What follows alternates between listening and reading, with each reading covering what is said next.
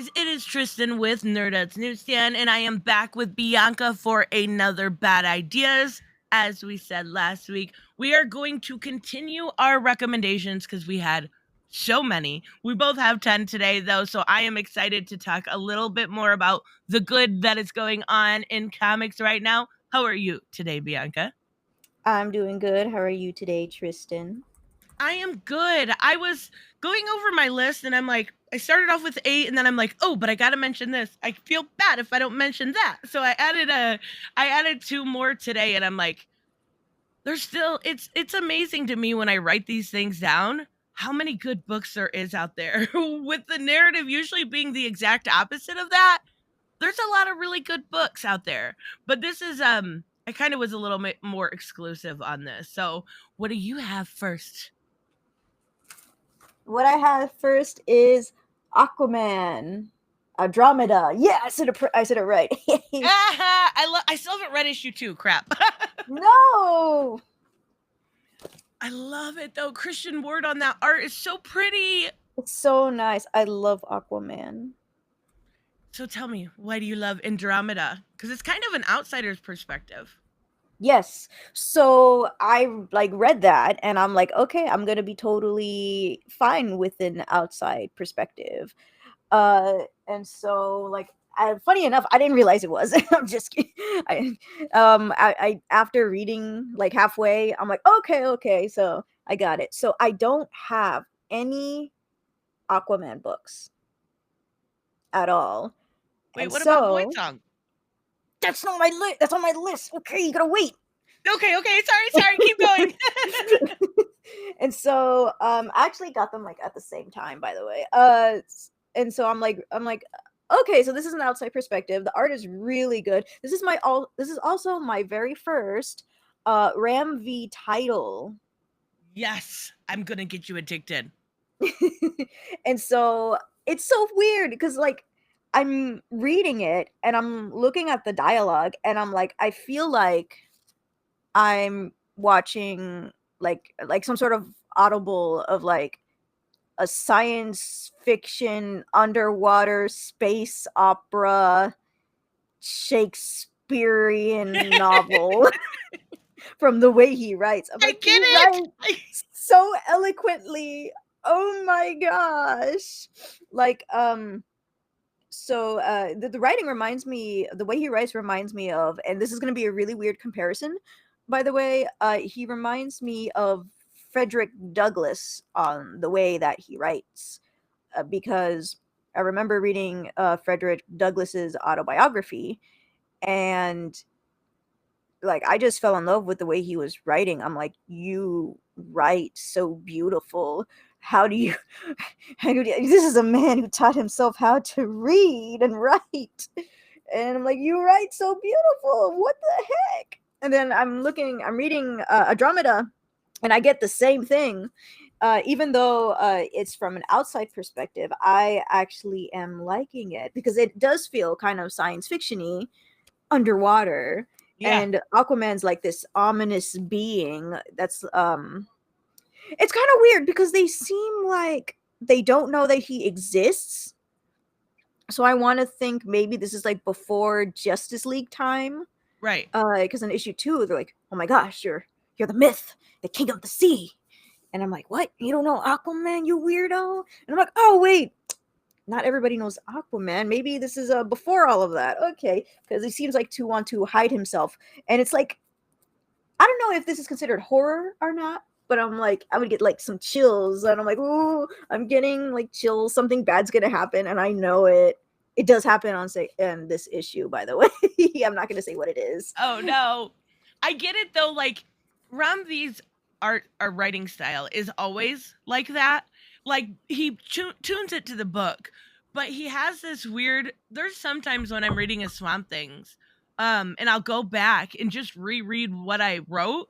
Like I feel like I'm not intelligent enough sometimes to read what he's writing. He writes in that kind of like pristine, like beautiful, elegant writing, and I'm like, okay, I know 4 of those words. Let's go, Google. Like, Yeah, the same, bro. and it's like, I love his writing. I do. I think he's so talented. but he definitely, you can, and I'm not meaning to put anyone else down, like that's a comic book professional, but you can definitely tell Ram V is extremely intelligent and he's good at what he does, and he's very versed. And you're right, it is like a science fiction-y kind of thing. Like, it was very, the whole, at least the first book, there was a lot of parts that felt like very ominous. Like, you didn't know what was going to happen, and you didn't even know necessarily if Aquaman was a urban legend or a villain, or it was really good. I like Andromeda so far. I still need to read 2, but regardless, it's good. And Christian Ward, can't go wrong with Christian Ward. Especially those undersea ones. Oh, I love it. Okay, I'll stick with I'll stick with DC. We're at DC. And I will talk about DC versus vampires. Ooh. I love this. I love this title. I do. It's so fun. And I love when they switch between like the Otto Schmidt art and the Simone de Mayo art. They're very different, contrasting art styles, but they did it a couple of times like to show different teams. And are you reading DC versus vampires? I am trying to catch up on issue 1. On issue 1, okay. So I won't give too much spoilers. I don't. Oh, okay. Just spoil it. Anyway. The thing is this entire time you go through and you see, you know, iVampire comes in and you see like some really brutal moments. Like, they take the one Wonder Twin, the boy, Zan, is that his name? Maybe. And Green Lantern is a vampire, and he creates a construct that's a blender, and that's where Zan goes. Oh my god. And they do some very, very brutal deaths, and it all leads up to who the Vampire King is. They set this whole world up. And I'm not going to ruin this because you're never going to expect it. But it's so dang good. It's the delivery on it is so good. Then we've had a couple spin-offs with some of the side characters. Like, there was a Harley and Catwoman one, which was really good. Harley trying to deliver this blood to maybe be able to cure whatever is making, you know, these people vampires. Find out that she's with Catwoman, or living with Catwoman. And Catwoman this whole time has been, you know, kind of secretly a vampire. And it's so good. Then we're getting like more. It must have sold pretty well, I want to say, because we've gotten like 3 spinoffs at this point. and I love it because this world is so good. And not only that, but this world has Alfred. Yeah. I know Alfred is coming back in November, but this world has Alfred, and that makes it special. Alfred is awesome. And there's no really good, like, you have iVampire, but there's not these great vampire stories. And this one is finally like shaping up to be one of those. It could be like Deceased level of, you know, having its own world, how Deceased kind of has its own world. I'm hoping that's what they do with this, because I really, really like this storyline so far. And the covers and the art. Okay. It's really good. Honestly, like, I'm curious when you get to the reveal of who the king is, what you think, because it's hidden in plain sight the entire time. And I'm like, I'm pretty sure I know who the king is from Twitter. Who? Am I allowed to say? Yeah. No, I didn't want to spoil it for you. If you know, is it Nightwing? Yes, and it was so good, and that's why I said Alfred, because there's this great scene. Now I can talk about it because you know, there's this great scene where Damien is a vampire, but he's the only one that can survive off of, like, I don't know, some sort of other blood or whatever. So he's a good guy, right? And he's been working for Nightwing and kind of playing him, and he ends up finding out that he's betrayed him and Alfred, and they kidnap Alfred. And there's this great scene where Alfred is talking to Nightwing, and Nightwing ends up letting them both go because Alfred was his, you know, like a surrogate father, and he just has this conversation with them. And for the first time, you see Nightwing kind of start to feel like his heartstrings pulled at. Oh, I love it. It's good. And it's got emotional depth. That's what I love. And sexy vampires. Which everybody loves. Exactly. Who doesn't love a sexy vampire? Something about Wonder Woman with fangs, just beautiful. I love it. Because werewolves are better. I just werewolves. Vampires disgusting. No, what? I don't know What? about all that.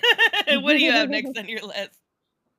What I have next on my list, since What you spoiled it, reading? Ellie, is I'm sorry.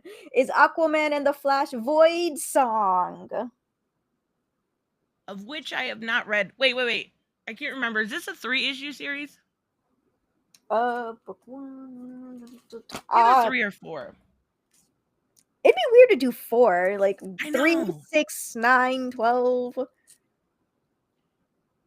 I'm not sure. They just call it book 1. When the comic I have just calls it book 1. I'll look it up. Tell me why you like it. I'll find it. Okay. So, the reason I got this was because I was like, I need more Aquaman stuff. And I don't have anything of the Flash either. So I didn't even know what this was about. It's 3. Oh, makes sense. Yeah. Disappointing. But I'm pretty sure the Andromeda is also a mini anyway. Yeah. Mm-hmm. So I'm like, Void Song. No idea what this is, but it has Flash and it has Aquaman, so I'm gonna read it. And so I read it. I didn't expect this, and I'm like, dang, I should have actually read what it was about, but I'm glad I didn't because I was kind of surprised. You have Arthur and you have Barry effing up in different ways in their relationship. And they get freaking alien invaders. But something was happening to both of them during the alien invasion, so everybody else is kind of like Barry was in the frozen. Speed Force, right? Yeah, Barry was in the Speed Force.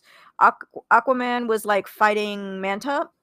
Yeah, And like so in the depths of the ocean. yeah, like really, really deep. So he wasn't able to like be in the wave area or whatever it's called. Yeah, exactly. So like, and they both pop up and they're looking for, who else is like, who else? Is it me? Am I the only person on Earth? Blah blah blah. They find each other and they're like, okay, we gotta team up, So in the beginning, you see the flaws of both characters, and those flaws are their strongest flaws.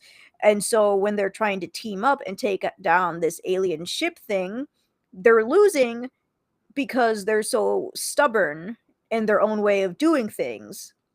Like you have Arthur who's like, we just have to fight. All we have to do is fight warrior stuff and all that stuff. He's the brawn, I guess. But Barry wants to constantly like use his brains, but he also has this thing where he's like, wait here, wait here, wait here. Yeah, wait he here, just keeps leaving him. And he's like, where are you going? Why are you leaving me? Stop. And stop picking me up. How many issues have you read? I read 2. Okay. Can I ask a question? Because I am so confused. Yes. And I'm curious if you know. At the end of 2, earmuffs, if you guys don't want to hear this, did it kind of reveal that this was all Arthur's fault, right? Yes. Like he kind of just became the villain. I know he's not the villain, but like he fucked up really bad by doing this. He did. And I don't know, like, if this was continuing, I know it's just 3, we're going to get the resolution and all that. I would be curious for this book to continue, because there would be no way possible for the Justice League, for Barry, for anybody but Mira to trust him again. Like, I would actually be here for that story also if they wanted to continue it. Just putting it out there.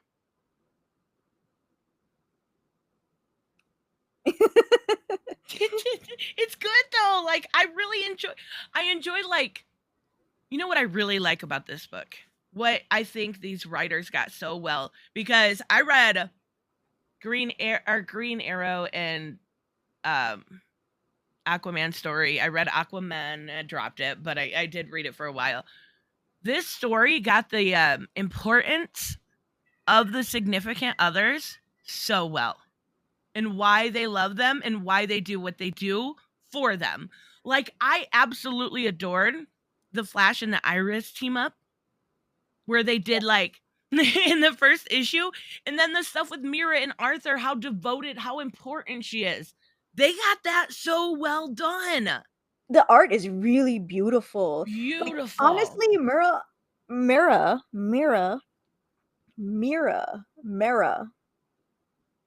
M to the E to the R to the A.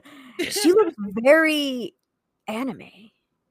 Yeah, she She looks does, but it's very anime drawn, like the eyes and everything. And I'm like, yo, why you look like that? You look super cute. super well done. And I'm like, they had to what this and again, like, not to drill it home to these writers or anything, but they established how important their home life was. So there was stakes when it got ripped away from them. And we understood what they were fighting for. There were quite a few times when Arthur, even when Mira was still in the trance, like yearning for her. I don't know if it's just like the hopeless romantic in me or what, but I thought that was so much better than anything we've seen in a really long time from these titles. It's really good. That's Yes, what we're please. telling you. Like, I really like it. It makes me want. I know I'm gonna get the Flash one. Okay, I'm gonna get the Flash. You'll I'm like gonna it. get the trade paperback. That one's good too. That one does get. That's Wally though. Mm-hmm. But that one gets that relationship correct too. But just seeing this, it was Jackson Lanzig and Colin Kelly, who I haven't read too much of, but I was like, I've heard a few things that were a little not so good, and I was like, okay, I'm gonna go into this with an open mind. I was blown away. It really is that good.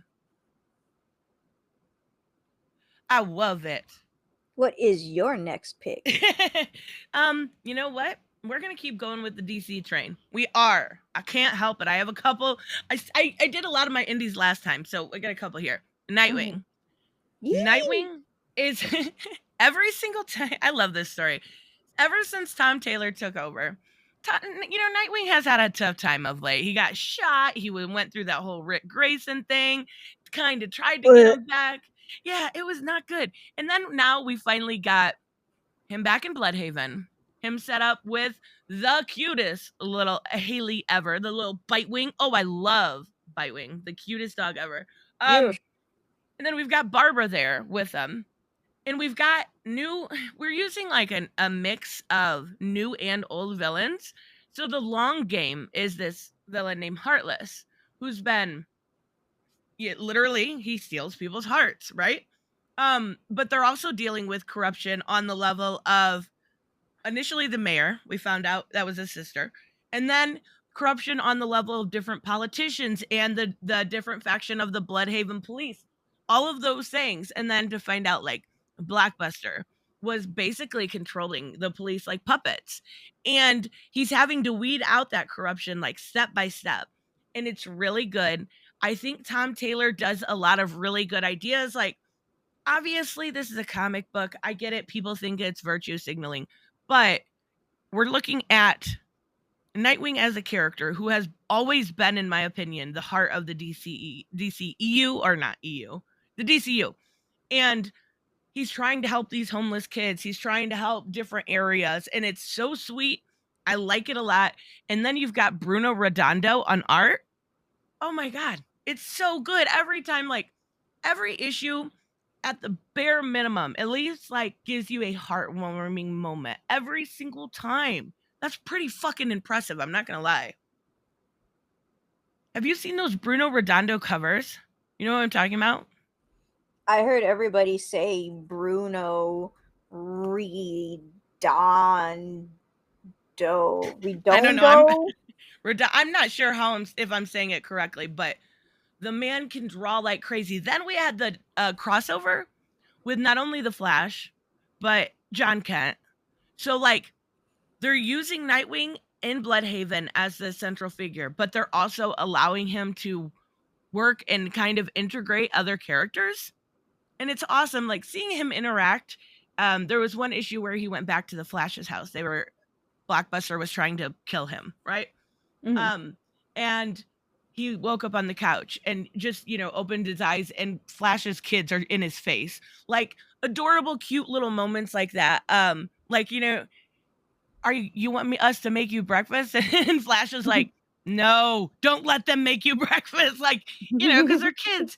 And there's such cute moments. And then I know you've seen like the moments with John where he was helping John and having him as kind of a mentor makes sense. And he's doing it. And he's also working Bloodhaven. He's also helping Barbara. So like, this is one of those titles that consistently has good writing, consistently has good art.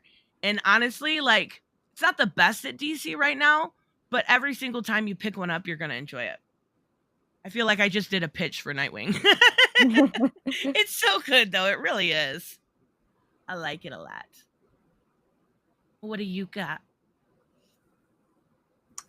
My next one is Aquaman Green Arrow Deep Target. Yeah. I just said I didn't like that one.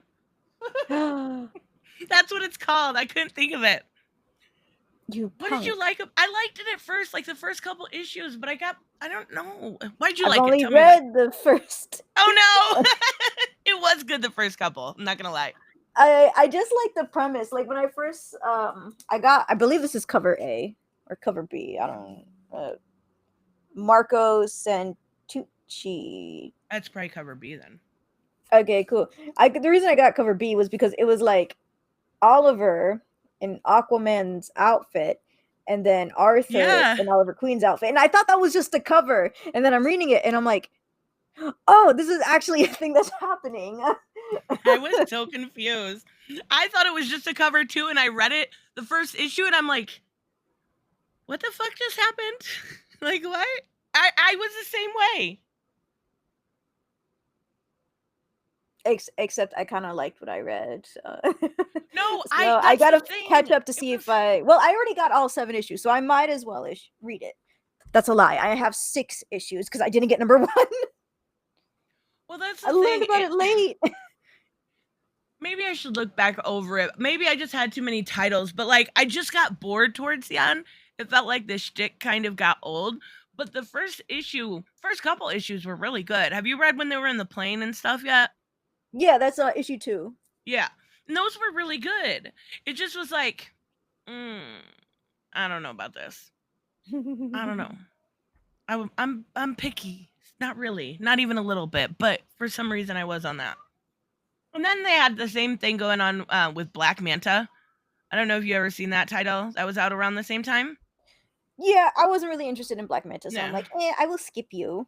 It was terrible. It was so bad. It was so bad. It was Chuck Brown, I think. Who the frick is Chuck Brown? He's written a couple things. Yeah. He's written something for DC before. I don't remember what it was. I think it was a Future State story. So how far did you get? How many issues are you in? For Deep Target? Yeah. I'm on issue 3. You're on, okay. I'm curious when you get towards the end what you think. I don't know.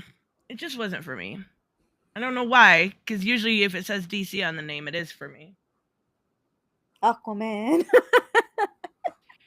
And you know what? The thing is, I've read so many, like, looking at even the titles we talked about today, those are such good Aquaman titles. Those are so good. Or I've read, like, Kevin Smith, his Green Arrow stuff, or Denny O'Neil, or I've read such good books about those characters. This one just felt kind of subpar, I guess is the best way to put it. It was mid. Understandable. I have next Catwoman. Yes, Catwoman. And I know that Ron V wrote Catwoman for a while, and I am a huge Ron V fan. But I have to say this. Ever since, oh my God, what is her name? Teeny Howard? It literally just went out of my head. Now I have to look it up. It's good because I got it on my phone. The new writer took over. I have been loving this title for the same reason. Teeny Howard. I did say Teeny Howard. What the? Oh, you did? I did. And you said nothing. And I'm like, oh, it must not be Teeny Howard then. I sound like an idiot. I'm sorry, I didn't hear you say And then I was it. like, Mariko Tamaki, just because. That's not even how you say it. Why am I saying it the way you say it? Oh gosh. Wait, have I been saying her name wrong the whole time? No, you're just not saying it with the Japanese pronunciation. You're saying it with the English pronunciation. So you're not really technically saying it wrong. Ah, okay. Do you want to hear what the Japanese pronunciation Yes, I do. Mariko Tamaki.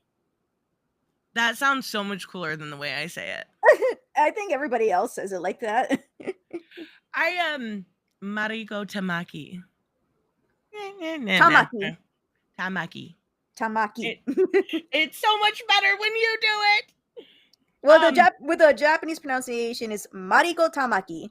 Without the Japanese pronunciation, it's Mariko Tamaki. And then the way everybody else says is Mariko Tamaki. I'm making her lose her voice saying the name so many times.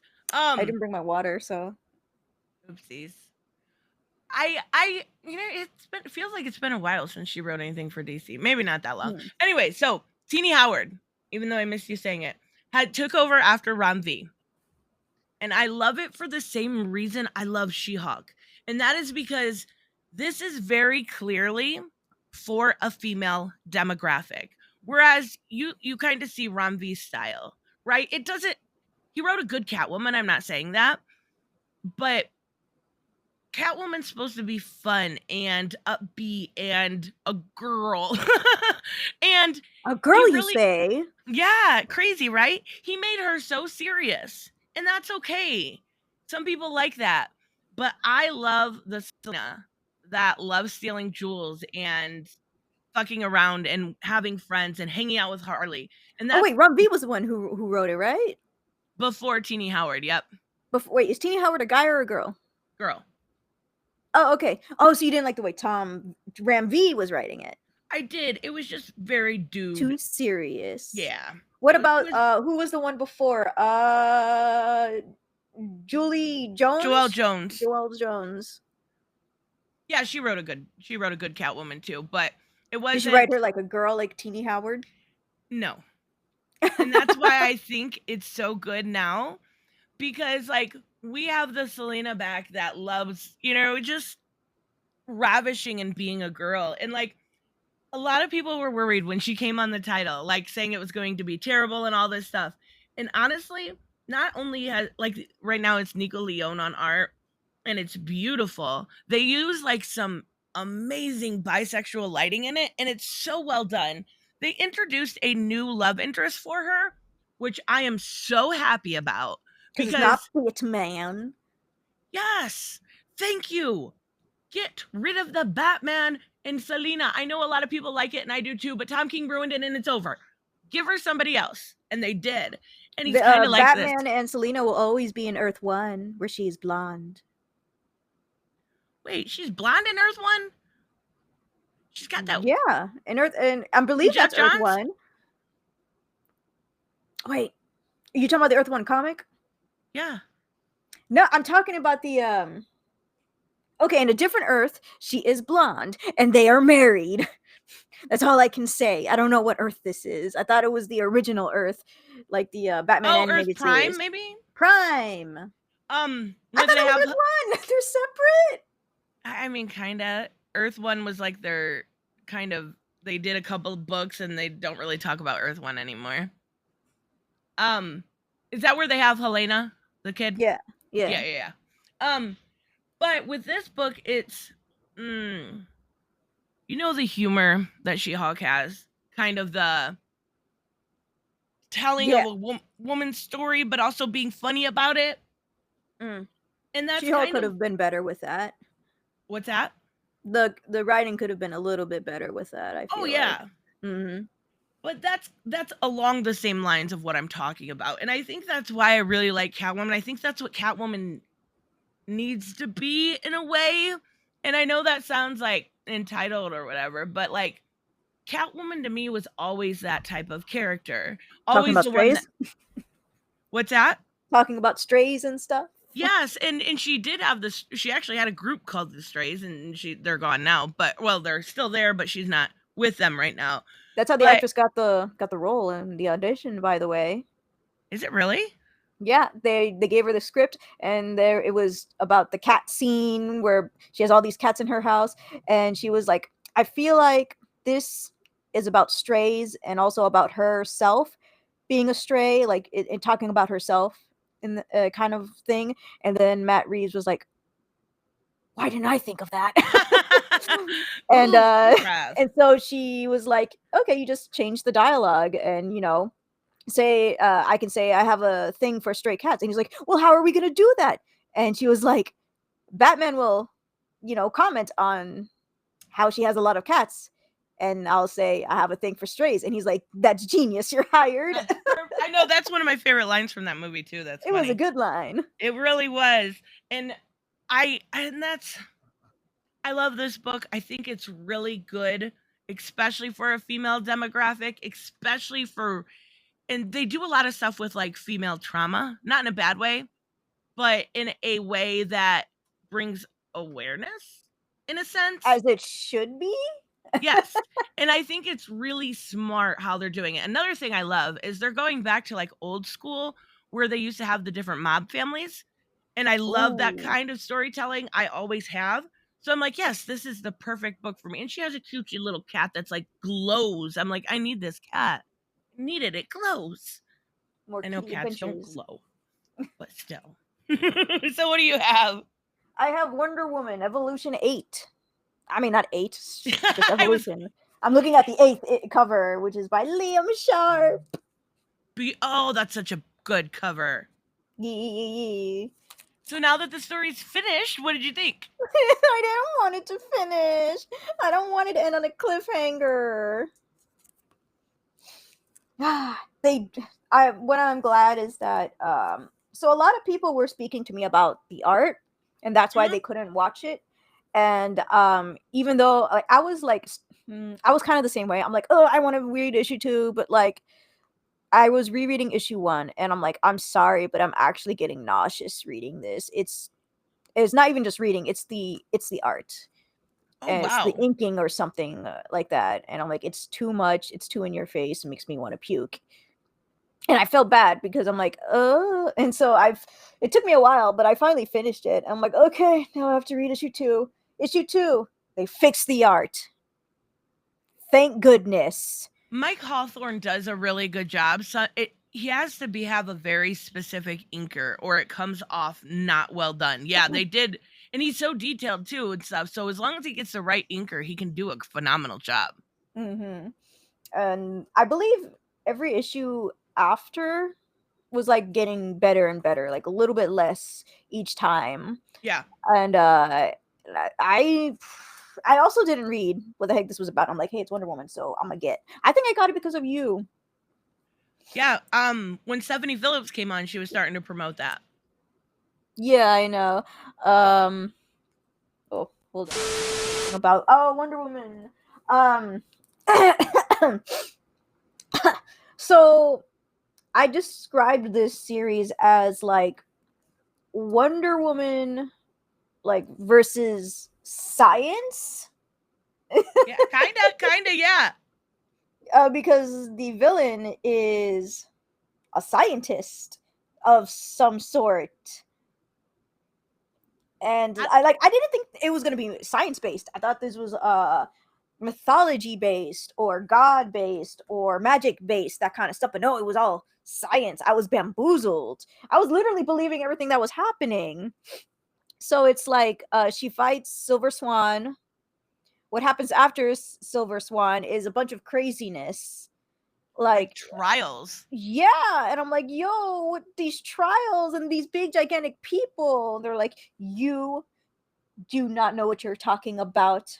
You shouldn't save humanity or whatever. You don't even know what you're doing. You're doing it wrong, blah, blah, blah. And she's like, no, I gotta protect the people and all that stuff. I think one of the most interesting one was like Wonder Woman kind of defended us in one of the issues. Humanity, you mean? No. I mean us in general. There was an issue where she was like taken to the future.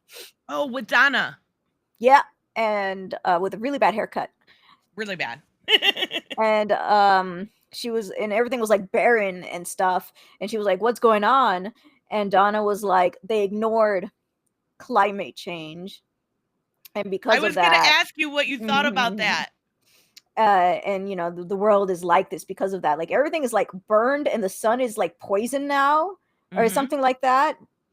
And Wonder Woman was like, I mean, I understand your concerns, but I understand of why people, humans, would want like escapism.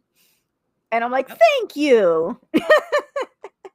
I loved how in that issue, Donna kept saying, "Quit giving them hope," and she just kept saying, "No, we need hope." Like I loved that. I thought that was Exactly. so Oh well my done. gosh. It was so good. I know a lot of people, at least when that came out, kind of made fun of the climate change thing, but it made sense in the story that they were telling with trying Because to the evolve. sun literally Yeah. is radioactive and stuff, that it was killing everybody. They didn't explain what the climate change was. It's just that there was something that happened, and then it got so bad because everybody was like, well, it'll be okay. Yeah. Which it's how we are. Like sometimes I'm going through stuff. I don't care about the climate right now. Right. I get it in every step of the way. She defended humanity. She knew how people were, or she knew like the fight with Steve Trevor. That one pissed me off. I'm like, leave her alone, you fucking jerk. I know, Um right? and then the way like when Superman and Batman were talking to her when they had that prison or whatever it was, like that's not how those characters behave, and she fucking knew it. And she called, and then to have like I get the idea that guy was going for with like the nanites, but obviously that's not how you evolve humanity, right? Like I hope they kind of aren't the nanites at this point inside of Diana. Yes, they were inside of Diana. That's how she was like hallucinating this entire thing. And it was also to put into like Silver Swan so she can be like a clone uh of Wonder Woman. And they're like, oh, well, why didn't you get Superman? Easy, because he's like an alien. He has alien DNA. He needed something similar to human DNA. And she's like, I guess in this version, she's like a half deity. So Diana was the right pick. Yeah, and Bruce had no superpower, so it wouldn't have helped. Mm-hmm. I really liked this story. I thought it was really good. I like you said though, like you kind of like my biggest concern here is you left us wanting more. Like we just And want to I know what didn't know happened. it was gonna end at 8, and I'm like, why? Why Oh would you do no. that? Are you gonna continue, you piece of craps? The funny thing is when I was talking to Stephanie Phillips about this issue or about this story, she was like, "This is the trial of Diana. She's gonna be tried." So I knew that part, but I was so like, just as much as you, I was like hoodwinked because I had no idea that they were going to go the route of science. I thought it was going to be like the great gods are testing her and da da da da da. I thought that was freaking. I thought it was really smart. Thought it was a really good story. I enjoyed it I very like. much. What is your next pick, Tristan? Next, I have Alice Ever After. And that is a story about Alice in Wonderland. It's by Dan Pelosian, and it's beautiful art. But you know, kind of Alice in Wonderland was always about like tripping and drugs and shit. Yeah. This is gonna take it to a whole new level. There's lots of heroin because that is how she escapes into this world. And she's right now like it's back in like the 1940s or something like that. But when heroin is still used as a drug, so technically it's like a medication for her.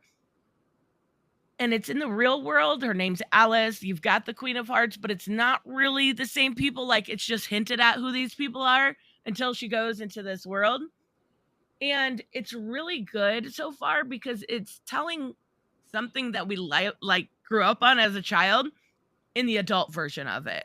So you're getting like violence, you're getting drug use, you're getting like the cats. Oh my god, I love the cats. The cats tell the story the entire time. Like your narrator are her two pets' cats. And it's so cute. And I love like right now we're seeing her. She's overdosed a couple times, and they've had to save her. And her sister is like going to bat for her, knowing that she needs to be taken out of the psychiatric ward because they're going to end up killing her because they keep overdosing her. And her dad is a dentist, and he's this revolutionary dentist, right? He fucking is stealing teeth from dead people. It is the most... Ooh. Yes, it's so fucking weird. And I kind of love it. I'm not going to lie. I kind of love the weird. It's beautiful, but it's odd as hell. And every once in a while, like, I love those weird ass stories that you're just like, I shouldn't have been sober reading this. I just shouldn't have been sober. It's really good.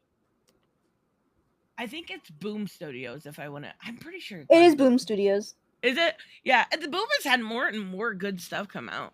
I'm really liking it. I could have sworn I've heard something like this type of Alice in Wonderland, but it was on a Kickstarter. Oh, that's weird. Maybe. But I'm pretty sure they're not going to be the only ones to say, "Hey, since Alice in Wonderland, it was about drugs, let's do that."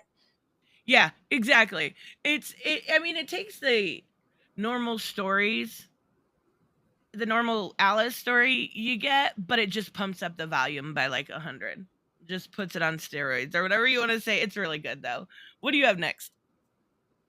I have an indie comic next. Yay! This one's called The Surgeon. Ooh. This is rated 16 plus. Which, now I'm thinking about, this is my first time seeing the rating, and I'm like, yeah, that seems right. So it's about this, like, for 15 years, the surgeon has been wandering more or less westward. Maybe she thinks that if she gets far enough from the anarchy and pollution back east, she can leave some of her memories behind. She stops to work when someone can pay her, and then she moves on. Back when things mattered, she was a hotshot, sorry. She was a hotshot surgeon with a gold-plated diploma. Nowadays, she does whatever's needed, whether it's for gunshots or parasites. Sure, she makes her living as a healer, saving lives when she can, but to stay alive in this broken old world, she has to be ready to take lives too, and she does. This is literally like a post-apocalyptic world. Ooh, that sounds very interesting. Mm-hmm. So apparently in this world, if somebody needs like a doctor or a healer, you put these like white flags up to let people know. And then you have to talk to somebody and all that stuff. It's like, hey, I need to speak to the leader, blah, blah, blah. It's also kind of like, they're not zombies, but these are like weirdly mutated people that are like the antagonists for the whole series. And they're kind of like Mad Max characters. Mm-hmm.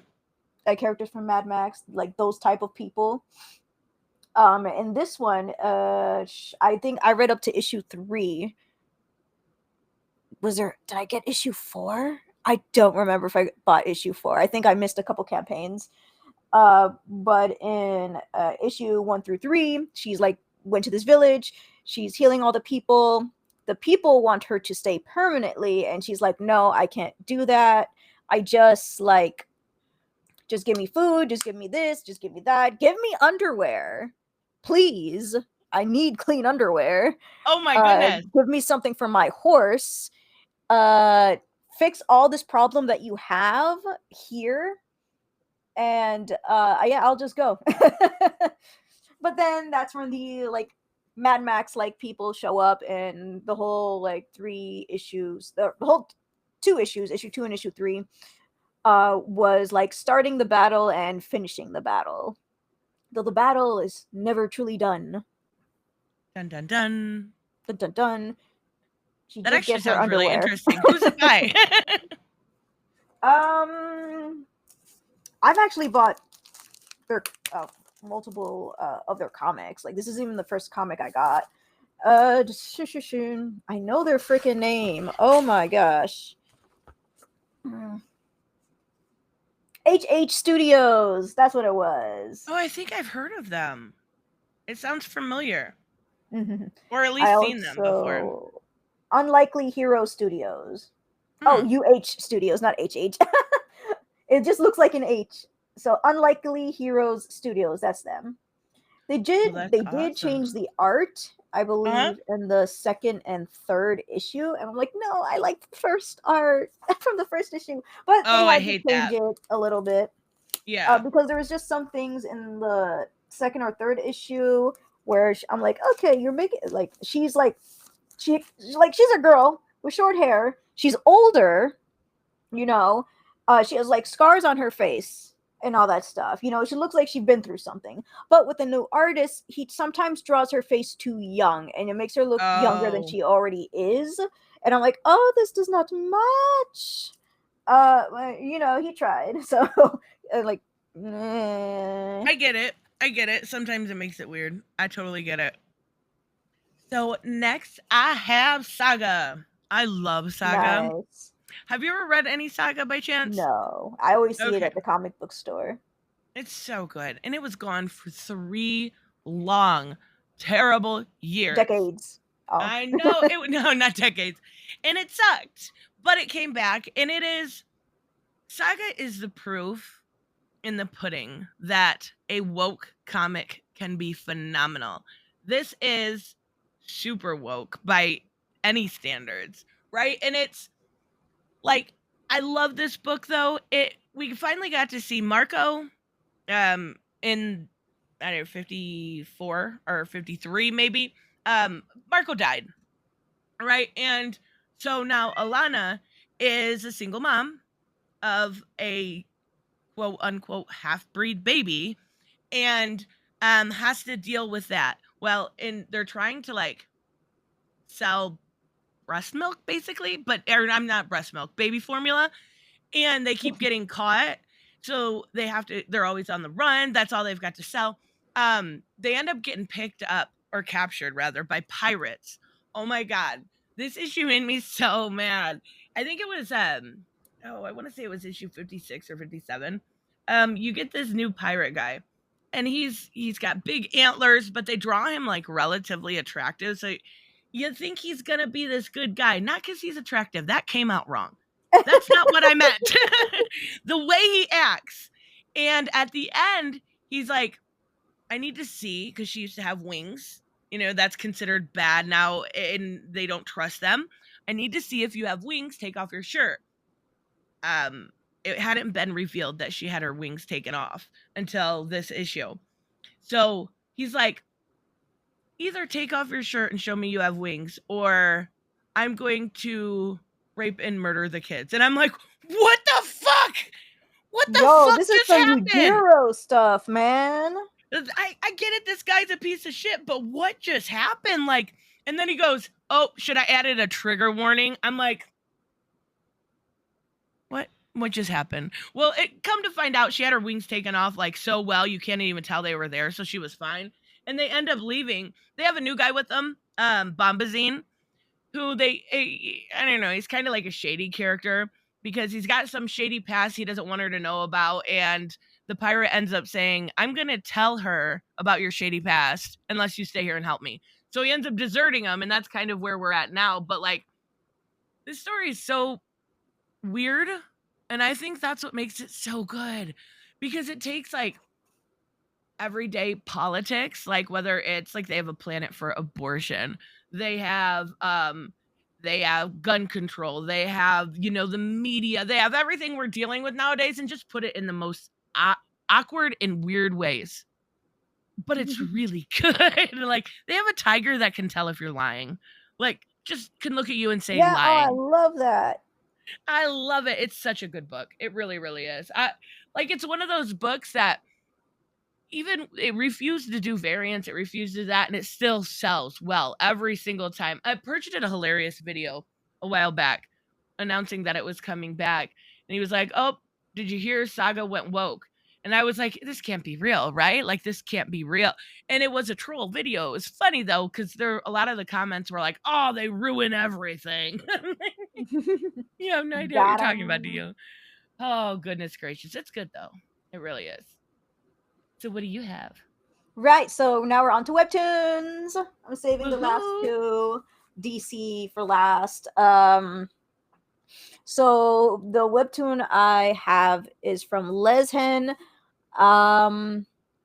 This is one of the ones I recommended you. So this one's called the Gourmet Gamer. Oh, okay.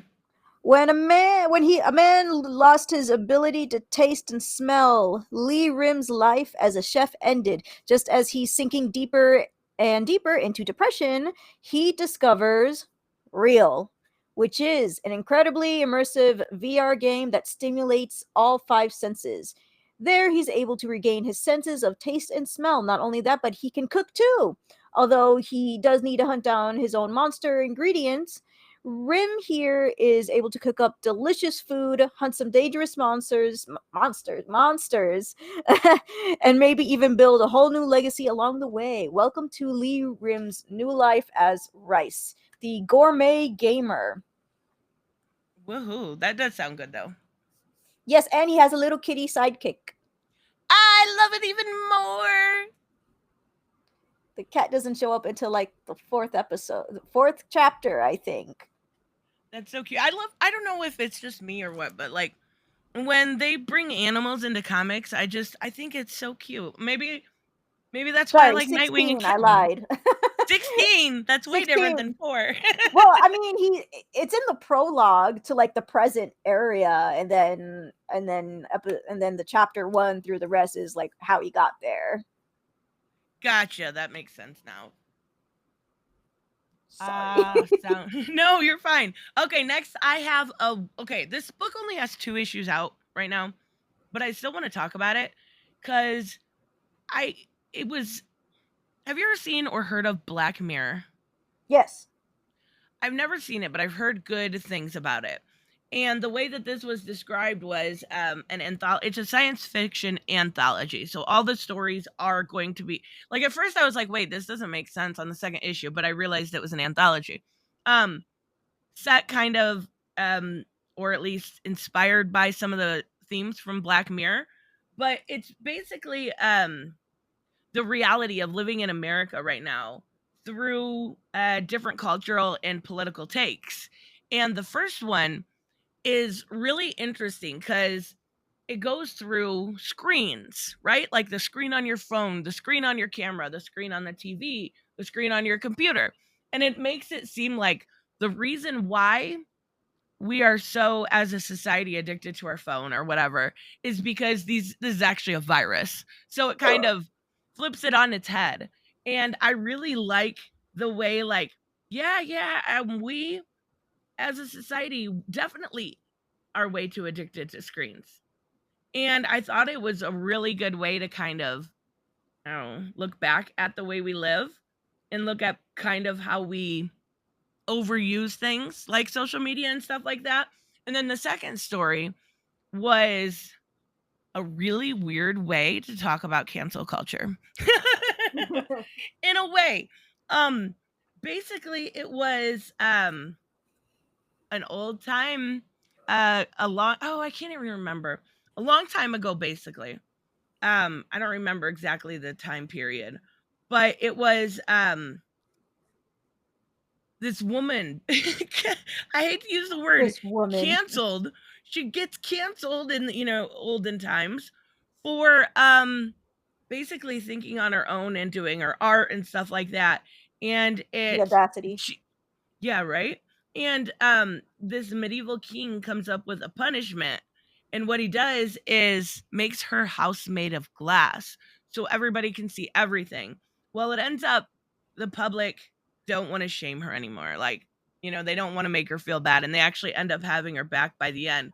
But it's all these weird takes on society today, and it's so unique because it's like, yeah, we do that to each other. We basically make our lives an open book for each other, and then it takes somebody else to stand up for you. And I thought a lot of the stories were really cool, at least so far. It's going to be 5 issues, but right now only 2 is out. I like it a lot.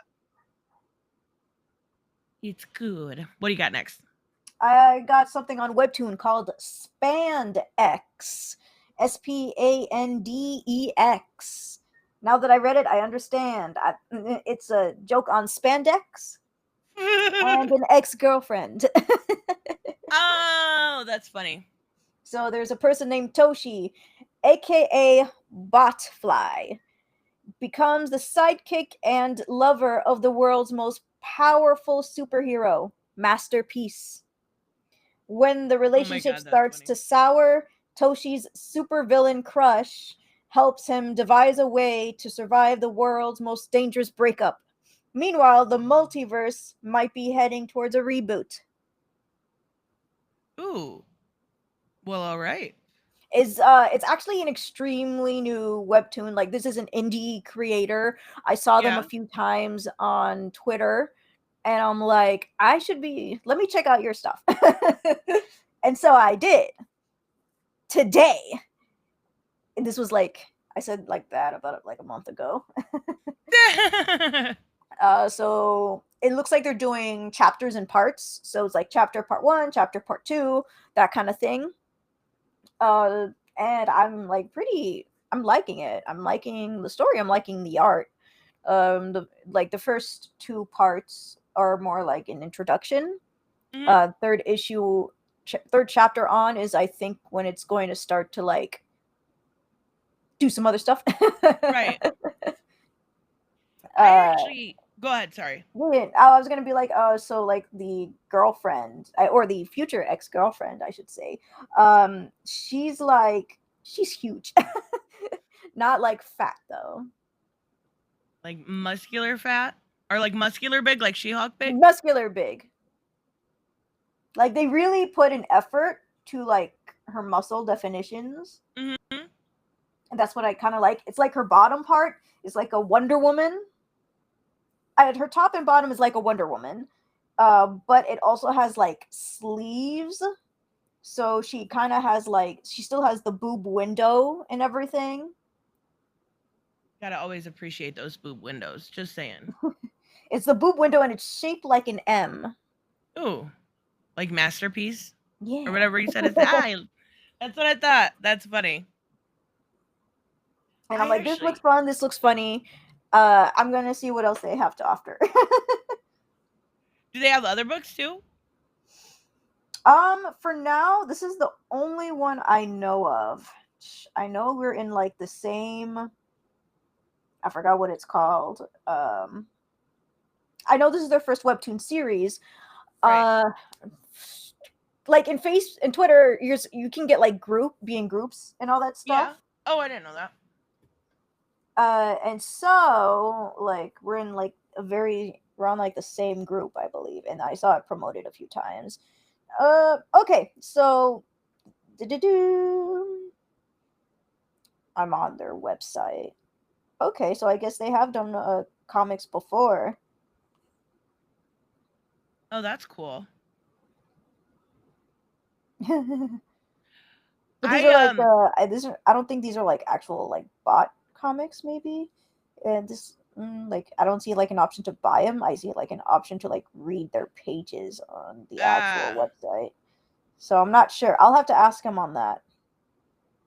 that's awesome though. Mm-hmm. You'll have to send it to me. Well, I gotta put it in the description anyway, but I'll check it out. I think this is a perfect time to talk about Webtoons DC style. Woo! Did you read Red Hood? Did you read Red Hood? No, No, what no, you do? I know. You have homework.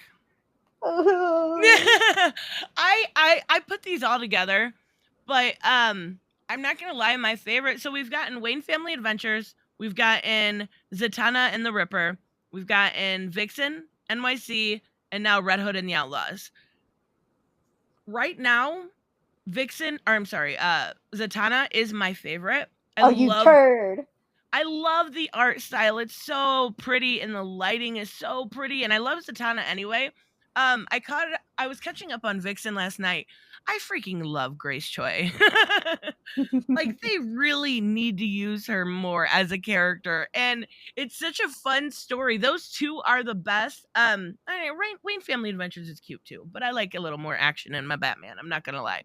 Um but they just came out with Red Hood and the Outlaws, and I read the first 3 so far. And it's very much, I'm curious to see what you think of the art style because it's very much so more comic booky in a I was way. gonna say Like, cartoony.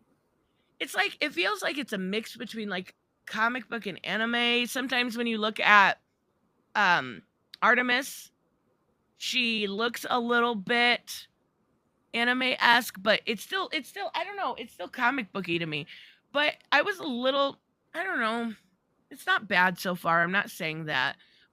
It definitely had some beautiful shots of Jason just in his underwear. I'm just saying. Why was he in his underwear? He was changing. Why was he changing? Is he changing in front of people? Yeah. Why is he? Well, they walk in on him. Why does he not lock the door? I don't know. All of these questions were simply avoided for the female gaze. You're right. But like I felt, Bizarro, when you're reading like the not old, but the Red Hood and the Outlaws. Bizarro to me was always such a good character, and I feel like they don't get him right. I'm gonna give it a chance, obviously, but Bizarro to me like always was so sweet and funny, and he's there, but he's just not quite there. So I'm hoping it gets a little bit better. But I love the Zatanna one, and I don't know, like having John and them trying to figure out what's going on with the Ripa, and like nowhere in DC continuity will you ever find Zatanna giving condoms to somebody or teaching prostitutes how to use a taser. I fucking love it. Actually, it's amazing. Actually, what? Oh, like that reminded me of the comic, the Batman Elseworld comic called Two-Face, where Catwoman was the like the bouncer or the bodyguard of the prostitutes, and she would teach them self-defense. Oh, see, you told me about that one before. I've never read it, but like, I'm gonna have to. I was just like, this is hilarious. Like the fact that Zatanna carries that many damn condoms on her is amazing. It's just like, wait, she didn't just magically. She may have, but they didn't show it at least. But it's still just, I find it so interesting how they bring like modern day stuff into teach this bathhouse girls, right? I love that book. This is really bad, but I've dropped a lot more recently. And I've been trying to catch up on my webtoons and some of my other reading because like, at a point I felt like I was just reading because I had to, and that's where I was like, nah, I gotta quit. The reviewer in me says I need to review these, but no, I'm only gonna I'm gonna go back to the point where I'm just reading stuff for fun, and that's kind of where I'm at with it now. And I've been loving the webtoons. Until you look at the bad ones. I'm just kidding. No, I mean the DC webtoons. They make me giggle, and they're so cute, and I love them. Okay, what do you have next? Okay, so hold on. Okay, 4, 5, 6, 7. Get out of here. Oh my gosh, where'd it go? Okay, there it is. Okay, so this one might be like a female centric on webtoons. So this one is called Edith.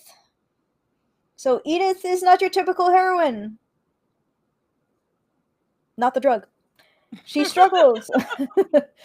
She struggles with her confidence, her morals, and life in general by not only holding herself to high standards, but her men as well. Enter two less than perfect men. One who may be the Prince Charming she's been waiting for to deliver a fairy tale ending, and the other, a brash reality check who does not believe in a happily ever after. What will Edith do? Will she sacrifice her standards, or keep searching for that mythical white knight who may or may not exist in the first place? Funny, messy, and sexy, Edith's journey is relatable to anyone who's ever left their heart on the battlefield of the dating world. I like it. I like female-centric, though, generally. So for this one, read first episode for free. I've been reading this for a long time. Oh, snap. It didn't freaking save. I have no idea what chapter I'm on. Oh no. Gosh. That happened to me with Wayne Family Adventures. I was so annoyed. Oh oh my gosh, why would they do this to me? There's more than 3 seasons out. How rude. Oh gosh, I might be on like 40 something, maybe. Maybe not. Oh, sometimes they'll add like a little music note before you click on the chapter to let you know that there will be in fact music, and they're like, put on your earphones for No better way. listening. Yeah. Okay, you have to send this. It's Edith. I'm writing it down. That was one of the things I loved about Radio Apocalypse, because you put on a song and you read, and it would go so good with it. I'm trying it now. I'm doing it. I love that idea. I think it's such a cool thing. I'm brand like that was the first comic I ever seen do it, so I loved it. But now I gotta try it. As long as it's good music. I wish it was for every chapter though. That would be cool. Is the music suggestions decent? It's more like those calming ones. Oh, Like okay. they'll show like a beach or them driving, and that's sort of like, whoop, just to remind you, put on your earphones if you want to listen.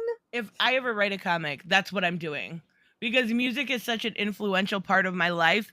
It's just natural in like that process for me. I love that idea. That's so cool. So next. What is your next pick? You know what? I'm gonna do my last DC one. And that's Son of Kal-El. I like this book. I know it's controversial to like this book, but I think it is really well done. I think Tom Taylor, unfortunately, even he came out and said he had to speed up, John coming out. It could have used a little bit more time, but now we're seeing just the most adorable relationship. And the thing is there's a lot of really good payoffs in this. There's the crossover with Nightwing we talked about earlier. That was really good. I love that emotional depth, the idea that Dick has been there for him and that could be taken the wrong way. That Nightwing has been there for him for a long time and is still willing to be there when his dad's gone. I love their relationship. And one thing that I really like about Tom Taylor that he does is he'll bring characters that he's used in the past, storylines that were forgot about, and he'll bring them front and center. And I don't know, did you read the last issue of Son of Kal-El? Yes. Okay. He brought in the revolutionaries. Like that, hands down to me, was so fucking cool. Because Bad Blood was such a good Suicide Squad run that everybody forgot about. And to bring them in, I know he had Wink and Arian a couple times and all of that, but to bring them all in, because they were if I remember correctly, they were fighting with Gamora also. So it all is tying together, and it's like, that pays off for people that have read these books for so long. And if you haven't, so what? You just realize, okay, these are the revolutionaries. They're going to help the truth and everything else. What did you think, out of curiosity, of the ring pun? I thought it was funny. I did too. I thought it was really cute. I thought like obviously Jay knew. He just was, kind of trolling him in a way. But I posted it on my community post and people were like, ew, oh my God. And then I seen Bounding Into Comics write a whole article about that panel saying Tom Taylor is teasing John Kent's wedding. It was a joke, guys. Joke. Just a joke. Calm the fuck down. They're only 17. Yes, it's so weird, right? Like it was just played for laughs. Dating. I do like what is it, Gossamer? I like that name, and I like his new costume. Okay, so who's Gossamer? I feel like I might have missed that. That's Jay's okay, making sure. Ultra ego, so to speak. I might have missed that somehow. Yeah, remember, because he got outed on accident because of the whole thing. Yeah. But I like his new costume. It's sleek. It's kind of cool looking, and I like that they brought Dreamer in. I didn't know much about Dreamer. I knew she was in the show, but I thought they did a good job of bringing her in to help with the whole, like, look, this could happen type situation, but I'm here to prevent it. And I thought that was really good too. I only knew her from the Supergirl show, of course. Yeah. But I mean, I think they did it pretty well. I've been enjoying it. It shouldn't be She's like, fucking "Hello there." controversial to say. Crazy people. What do you got? So that was your last one? I thought you said you had 10. No, that wasn't my last one. I have 2 more. Oh, okay. And so my next one is Multiversity Teen Justice 3. Not 3. Why am I reading the numbers? You keep specifying what number you're on. It's because I'm looking at it, because like I had a I pile have not read for part 3 1 yet. and part 2. So did you even read number 2 yet? Yes. Was that the one where they played ball? Yes. Yeah. That's the one I talked about. Yeah, that one. Though I you love might Robin. She feel- looks like a little teeny thing in that. I loved it. Yeah. Though, even though I did say, oh my gosh, you gotta read the second one. Of course, it doesn't guarantee that you're gonna like it. No. I did like it. I went Yes! back through. I read 1 and then 2 together, and I'm like, yeah, I'm gonna continue this series. It's good enough. I like these characters. They're cute. Like they're doing the whole like Church of Blood, but not really the Church of Blood thing. And I like the play that they're doing. Yay! I told you. You were right. Wait for it to crap later on. So what happened? Where do they continue in 3? Like, I haven't read it yet, but just give me the TLDR. Okay. Whew. Number 3. So, you know what's happening with Aqua Girl. She's with the Justice Guild. She lost them. Oh no. So she's like by herself in this place that she doesn't know, and it's kind of like, how do I explain it? They're in like Star Sapphire's home city. Oh, okay. And so like but there was something going on in there, that's why they're checking it out. And while she's like, okay, I might as well look for them, but also scope around, there is these, like, they're not droids, but there's these Star Sapphire things that I guess are like security. Oh. And they kind of like shoot at her. But of course the Star Sapphire thing is like love. And they use love to fight dirty. And it makes you feel good and happy that you want to stay there forever. But she had to like resist it. Oh, okay. So there was also a part where she found a secret room, and it's like she found a dead Hal Jordan, possibly. Though his name's not Hal Jordan, it's Hal Ferris. Oh, like Carol Ferris. Okay. Oh, okay, Carol. that makes sense, because Carol is the Star Sapphire. Yeah, that makes sense. Okay, so good, because I'm like, I don't know. I don't know anything about Star Sapphire. I don't know too much, but yeah, that does make that pans. I think Carol was a Star Sapphire at one time, if I remember correctly. Oh. Sounds like Hal took her last name. Weird, but No, this is not that. All of the Green Lanterns went into like they're all fighting each other, and they were trying to have like I'm trying to remember if it was the Star Sapphires or it was the Green Lanterns, but one of them's trying to team up with as much people as possible. So there was a team up of the Yellow Lanterns, the Indigo Lanterns, the Blue Lanterns, and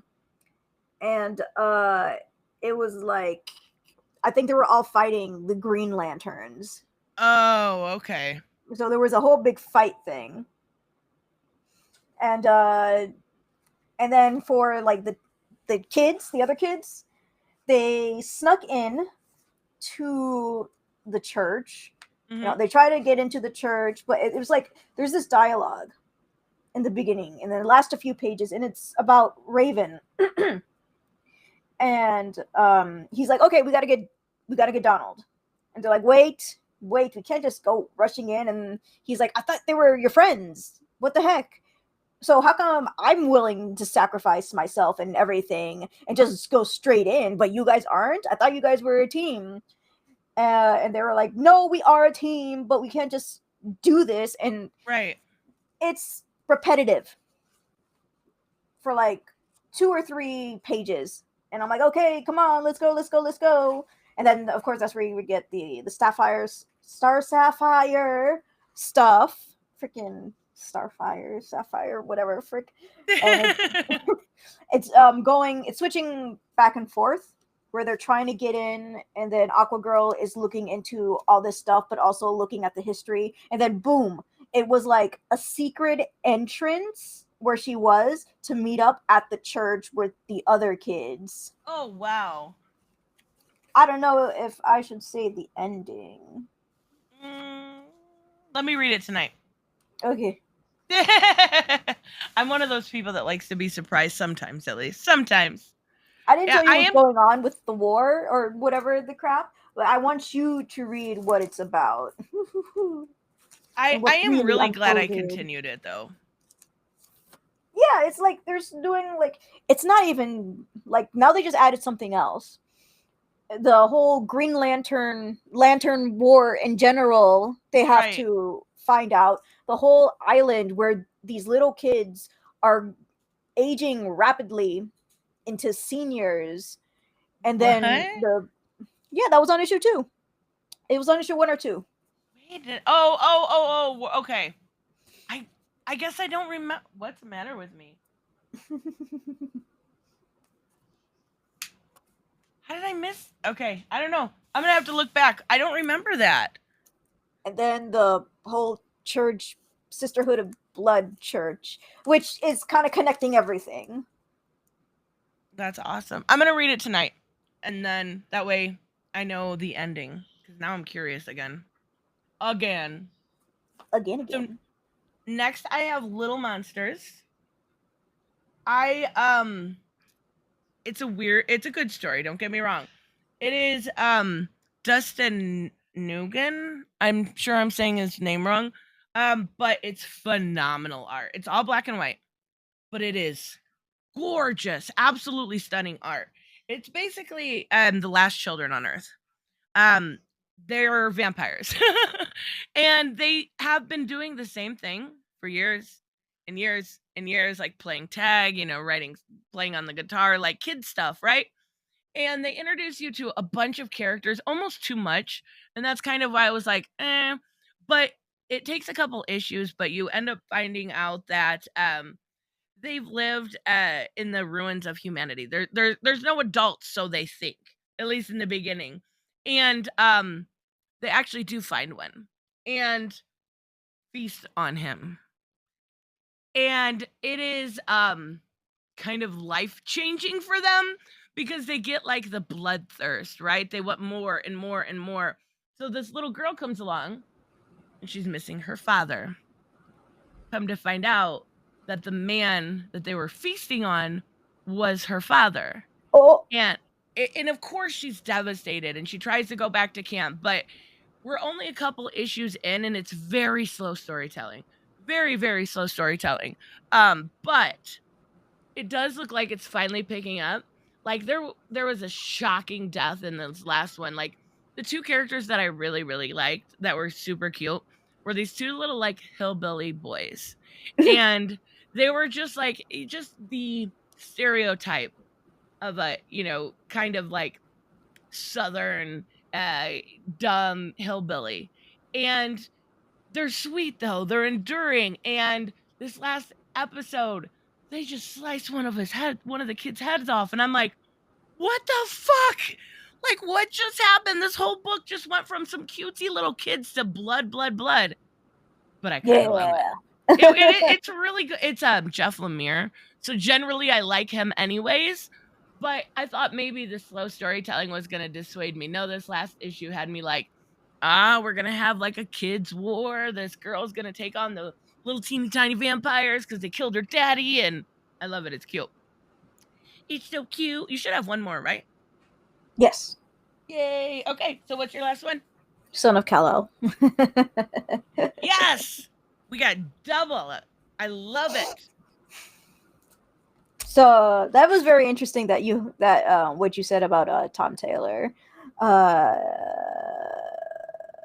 Did you say that in like a post or an interview? What do you mean? that he had to rush John Kent's. Yes, he ended up saying in an interview that he had to get it out. Editorial mandated him to get it out for, was it National Coming Out Day? I think it was.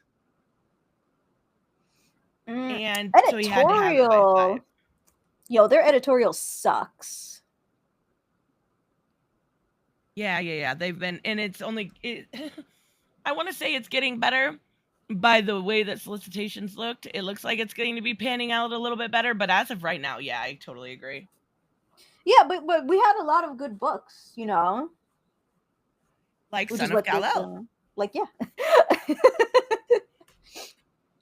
Did you read is like, yeah. Did you read, out of curiosity, did you read his Suicide Squad? No, because I never really had any interest in Suicide Squad. I have his 7 Secrets. I'm halfway done with that. I have his Deceased. And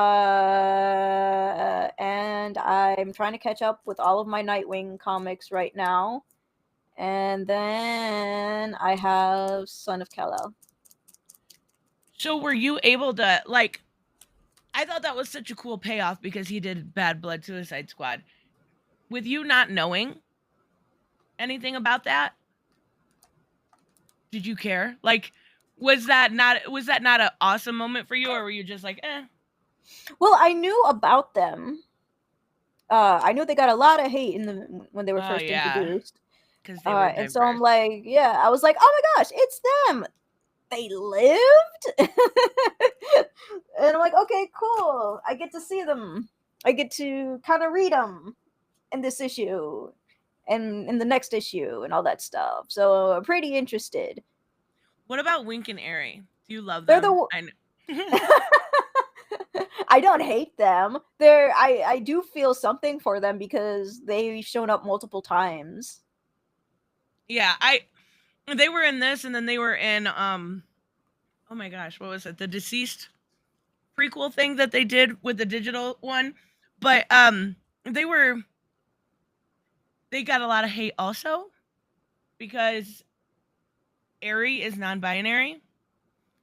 And a lot of people were like, you know, like when that whole issue came out, I don't know why people got hate or people were upset about it, but it's Tom Taylor. He always ends up getting hate somehow. But I really like Wink and Airy. I wish they would. I know it's a Son of Kal-El book, but I want to see them back. We need a Revolutionaries book. That's what we need. Ooh. That would be cool. And it probably wouldn't sell, but still. I would read it. That's what matters here, guys. I am curious to see where this goes, because September, they're bringing back Clark. So what the fuck is going to happen with this book? I mean, in the last issue?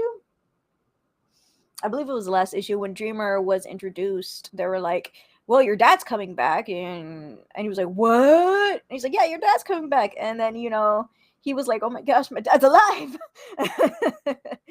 And I'm just like, yeah, we're having him back. I mean, it can still be called Son of Kal-El. That's what I'm saying. And there's technically a Superman. He's just Superman Jr. Come on. I'm curious. I haven't looked at the solicitations. I'm gonna go over them on Tuesday on my live stream, but I wonder if there's a Son of Kal-El book. I should have at least looked for that. I would have thought. But my brain. Okay, my last pick is dun dun dun. Drum roll. Department of Truth. Nice.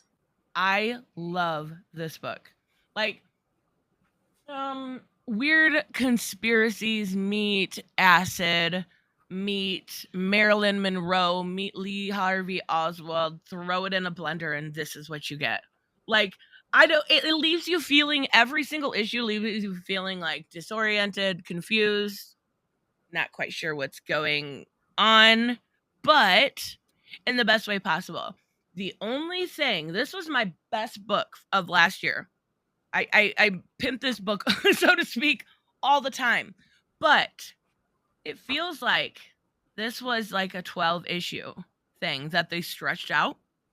Because there was issues like I don't know, around the 14, 15, 16 range that just had barely anything to do with the story. So it kind of dropped off a little bit. But it's basically the coming together of our current political system and zeitgeist and making it seem like some of these conspiracies that people come up with, they even go as far as like aliens, Bigfoot, school shootings, all the stuff that we've seen are maybe true or maybe not. Because what the Department of Truth does is kills things that make no sense. Like the very first issue, they destroy the flat earth. So if enough, it's so weird because if enough people believe in something, it becomes a reality. And that's what they have to deal with. That's what the department deals with. And basically they go through all the main conspiracies. And like they talk about like there's one issue where they're taking shrooms and it's basically the best reality you could ever have. It's the real reality. And then they do the they're kind of dealing with aliens. They're also kind of dealing with this chick with a red dress and a bonnet who has X's over her eyes. And I swear we've been dealing with, that's my issue with this book, is we've been dealing with the same kind of things, but it feels like it's on repeat and they're not giving us any answers. And that's why this book kind of feels like it's really good. It's really fun if you like conspiracies. But fuck, I don't think you're ever going to get any answers. Like, I just don't think they're ever going to happen. I was actually really surprised because there was one issue with a guy named Hawk that was talking to Cole, who's the main character. He is gay. And he literally looked at him and he said, I can't say it. The bundle of sticks word. He's like, are you a bundle of sticks? Do you know what I mean? You mean the F word, right? Yes. And I'm like, holy shit. Like they are portraying old school dudes. Stop that, you little jerk. Okay. Old school dudes like old school dudes. And like they're not censoring shit. But which is good about indies. It's from Image. I mean, it's awesome, but like Image was indie. Yeah, that's true. It just feels like we've been doing the same fucking storyline over and over. Satanic Panic, aliens, Lee Harvey Oswald. You know, they did a really like terrible one on school shooting. I cried the whole time. And I'm like, come on, guys, like give us some fucking answers. But it did get a Netflix show or a streaming show.